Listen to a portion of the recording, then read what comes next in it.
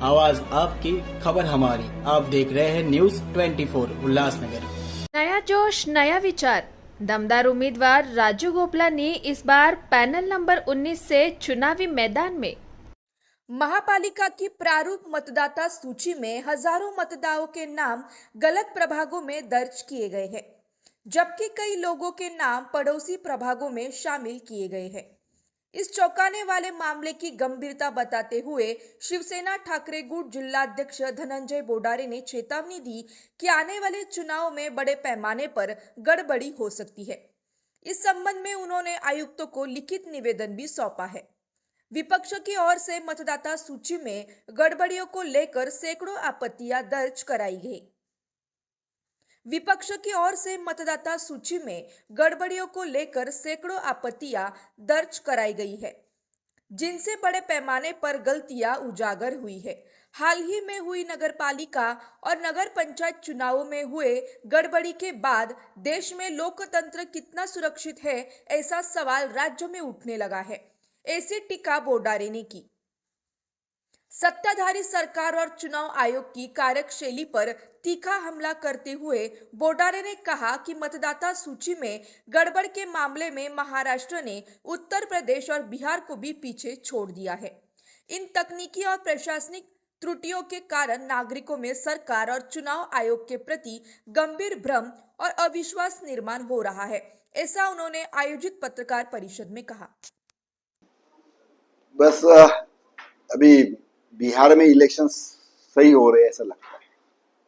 महाराष्ट्र बिहार से भी पीछे जा रहा है। प्रदूषण के मामले में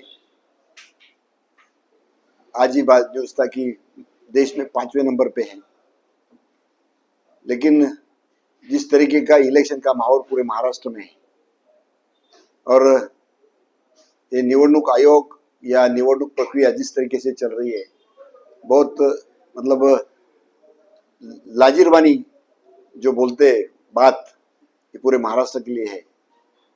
निवडणूक आयोग आज तक लोग बोलते थे और सुनते भी थे कि किसी पार्टी के हाथ से या किसी के हाथ का पुतला है, लेकिन सही वैसा ही है। 4 अक्टूबर को इलेक्शन कमीशन पूरे महाराष्ट्र की स्थानिक स्वराज्य संस्थाओं की इलेक्शन डिक्लेयर करते हैं, खाली मुदत देते 28 दिन का। 2 दिसंबर को 4 नवंबर को डिक्लेयर करते हैं और 2 दिसंबर को इलेक्शन अनाउंस करते हैं। 28 दिन का प्रोग्राम देते हैं। उसमें अगर फिर ये धांधली होती है और उसका आरोप या उसका ये कोर्ट के ऊपर डालते कि कोर्ट ने विहित मुदत में निकाल नहीं दिया, 23 तारीख के पहले इसके लिए चिन्ह वाटप नहीं हुआ और इसकी वजह से इलेक्शन है और 20 दिन आगे ढकेल दिया। इसी दरमियान मतलब ये 2 तारीख को इलेक्शन होना है और 30 तारीख को इलेक्शन कमिश्नर या इलेक्शन कमिश्नर एक आदेश निकालती है कि यह इलेक्शन 20 तारीख को होगा। तो आज तक जो लोगों ने खर्चा किया, उम्मीदवारों ने खर्चा किया, सब पूरी तैयारी में थे, उनका क्या? जो प्रशासकीय यंत्रणा इतनी हड़बड़ा गई, क्योंकि इलेक्शन डिक्लेयर करने के बाद भी वोटर लिस्ट तैयार नहीं थी। जो वोटर लिस्ट तैयार की है उसमें धांधली, 4-4 हजार वोट यहाँ के वहां के वहां। प्रशासकीय यंत्रणा मतलब तभी इलेक्शन डिक्लेयर हो गया, लेकिन उधर प्रिसाइडिंग ऑफिसर डिक्लेयर नहीं था, अनाउंस नहीं किया था। इस तरीके का माहौल कभी भी देश में नहीं था, आज वो महाराष्ट्र में। मुझे लगता है कि जो सरकार है खाली मतलब जो हमारे डेमोक्रेसी का जो आधार है इलेक्शंस, वही नहीं ले पा रही है। ये सरकार कुछ काम की नहीं। ये सरकार लोगों को कुछ नहीं दे सकती, चाहे वो केंद्र सरकार हो, महाराष्ट्र सरकार हो। यहाँ के जो आईएएस दर्जा के ऑफिसर्स है, उनको इलेक्शन उनकी बाउंड्री में लोग किधर रहते वो उन स्टाफ से करवा नहीं रहे। वोटर लिस्ट बनाना महानगर पालिका या नगर पालिका की कर्मचारियों का या चीफ ऑफिसर्स या आयुक्त का काम है, लेकिन वो भी नहीं कर पाते। ऐसे ऑफिसर्स इधर आके बिठाए।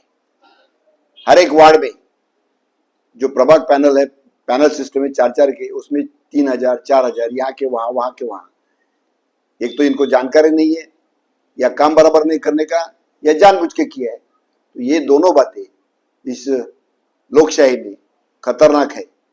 और ऐसे सरकार, मुझे लगता है कि आज हम लोग अराजकता की तरफ जाए। जिस तरीके से बांग्लादेश में माहौल था, नेपाल में हुआ था, श्रीलंका में हुआ था, उस तरीके का माहौल यहाँ नहीं होना चाहिए।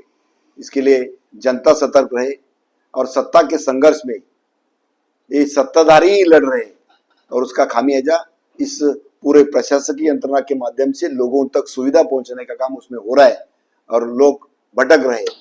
इसमें गुनहगारी बढ़ रही है, भूखमरी बढ़ रही है। मैं जनता को इस तरीके का माहौल बनाने वाले प्रशासकीय यंत्रणा या शासकीय यंत्रणा, आप सतर्क रहो, यही मैं आह्वान।